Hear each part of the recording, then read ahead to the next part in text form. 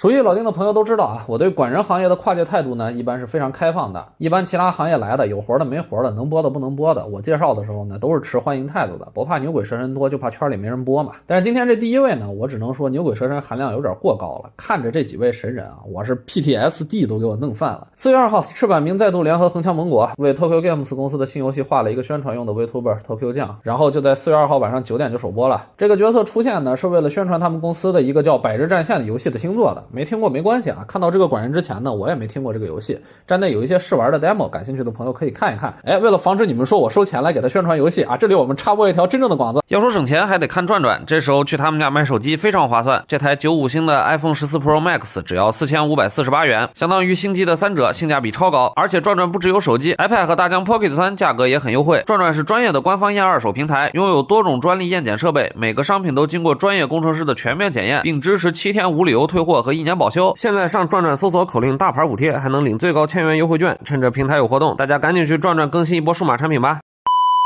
其实大伙儿也都知道这条新闻的核心人物是谁嘛，对吧？比较脆弱的朋友看见这俩画师的名字啊排一块就已经准备吃手机了。但是呢，考虑到有一些朋友可能不太了解这二位的光辉事迹，老丁在这儿做一个简要的类比，方便不太了解这二位含金量的朋友快速听明白。因为我也是兴趣爱好接触他们的作品，不算是专业动漫类博主，说的话主观含量比较高，您听一乐。我们先说这个明星漫画家赤坂明啊，这位估计不认识的呢还比较少，因为他的作品的流量相当高，比如说《辉夜大小姐》呀、《我推的孩子》呀，这些特别火的漫画都是出自他手。当然推子就是他和横枪盟国上一次合作画的嘛，然后争议也是非常大。你只要混 B 站呢，就很难没听过他的名字啊，就算没看过他的作品，也应该听过有人骂他。像我是因为爱看《辉夜大小姐》，然后去追了漫画，结果漫画烂尾了。然后推子的时候呢，我就长了个心眼，我就没先追啊，等他画完，果不其然也烂尾了。然后就这哥们儿他画漫画的前期后期区别大的，就他妈跟伟人替代了一样。一旦剧情进入深水区，他的图灵测试也就进入深水区啊，就那个人类含量啊，他就直线下跌。不过这哥们儿的脑回路其实特别适合画管人，因为你知道他的漫画是那种完美符合前期豪言壮语、中期沉默不语、后期胡言乱语的直播效果三板斧。他画的管人要是能学会他节目效果，这两下子肯定是饿不死的。然后是这个横枪盟国，老实讲，我对这位没有那么大意见啊。他的最大的特点就是超绝炫压抑。作为一个女性漫画家，她很多一般向的作品你都可以直接拿着当刘备看啊。在和赤坂明合作画推子之前呢，这位最出名的作品应该是《人渣的本愿》，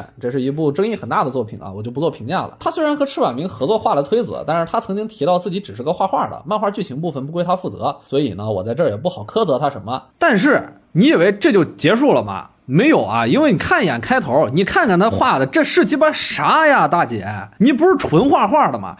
这东西他能教得了稿吗？而且你是咋从人渣的本愿那种画工一下子腰斩成这个德行的？这玩意儿从起稿到画完他能用了2个半小时吧？咋的，你也被伟人替代了呗？还有那个负责角色原案的赤坂明啊，这角色是咋设计出来的呢？你告诉我，是不是在网上随便下了个东妹表情包，然后上了个色，加了点小装饰就拿出来敲人竹杠了？这样我建议二位大咖啊，现在就画个新漫画叫《重生之回到6年前》，全世界管人水平下降1万倍，只有我不变。然后你拿着这个烂皮套试一试，19年看看有没有观众会买你的账。我都不知道什么样的冤大头会买这么潦草的一个皮。什么？出钱的公司是小高和刚的，是做弹丸论破那小高和刚吗？哦，这就不奇怪了啊，这就不奇怪了。哎呀，世界上还是好竹杠多呀！你们仨把日子过好，比啥都重要。